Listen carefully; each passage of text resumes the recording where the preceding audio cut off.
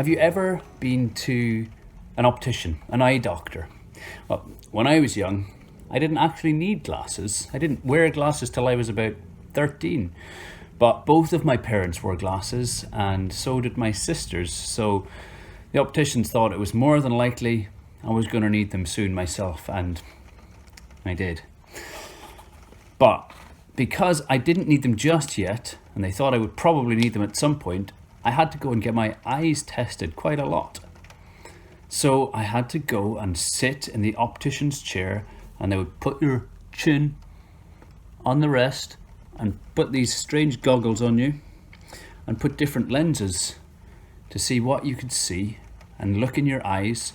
And one of the things they would do is they would put a chart of letters up on the wall. It started big, get smaller and smaller and smaller and smaller. And you had to tell them what you could see. And because my eyes were pretty good at that stage, I could see most of the letters really well. But now, if I took my glasses off and did it again, I would barely be able to see even the biggest numbers because my eyesight isn't that great. And there's another test that they do. They test your color vision to see if you can tell the difference between different colors. And they have pictures, maybe you've seen them, but they just look like a mass of different sized and different colored dots. But hidden in among all of these dots, if you're able to see the colors clearly, you should be able to make out a picture. I've got a friend who's colorblind, so to him, when he looks at these pictures, it just looks like a big mess of dots. Couldn't make out anything really clearly at all. This makes me think of a story that we find in the Bible, in a book written by somebody called Mark. And it's a story about being able to see clearly.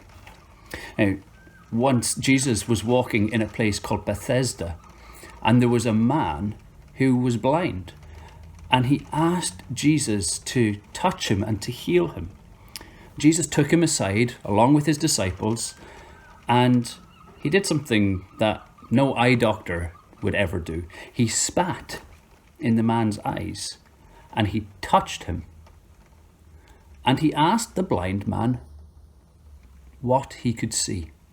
And the blind man looked around and he said, I can see people, but they look like trees walking around. Everything's just a bit fuzzy. I can't see perfectly clearly, but it's a lot better than it was before. And so Jesus touches the man's eyes again. And he says, now tell me what you can see. And the man says, I can see everything clearly, crystal clear. He can see with 20/20 vision. Doesn't even need glasses like I do.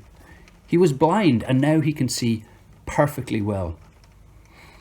Now, straight after that story, Jesus takes his disciples again to one side and he speaks to them directly and he asks them, when people look at me, what do they see?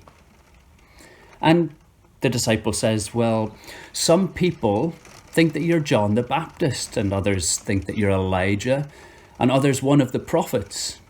People thought that Jesus was somebody quite important, very important. They thought that he was a prophet. But then Jesus turned to his disciples and he said, and you, when you look at me, who do you see? And Peter, one of Jesus' friends, turned to him and he said, well, you are the Messiah. Messiah is not a word that we use very often, but Messiah means that Jesus was not just one of the other prophets. He was the special one. He was the one that long ago God had promised would come into the world and would rescue people from their sins. He would restore people and make them whole and new. And he would bring people to God. And in fact, Messiah, the chosen one, would be God himself in human form. So when Peter said that Jesus was the Messiah, he was able to see clearly. Jesus wasn't just a good teacher wasn't just a powerful leader, wasn't just a good man, not even just a prophet.